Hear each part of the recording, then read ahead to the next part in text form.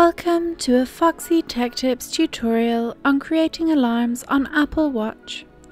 If you find this tutorial helpful, please consider subscribing to my channel and liking the video. To create an alarm, tap the digital crown button to open up the App menu. In the App menu, find the alarm icon and tap on it. Tap the Add Alarm button.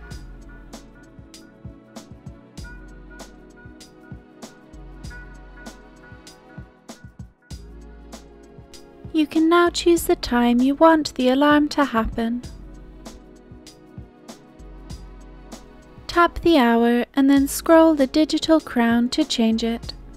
Then do the same with the minutes.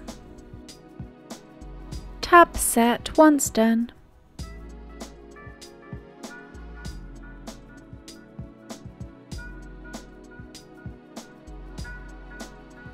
That alarm will now be active.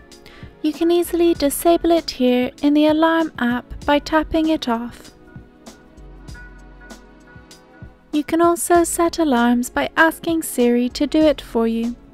Hold down the digital crown and ask her to set an alarm for you.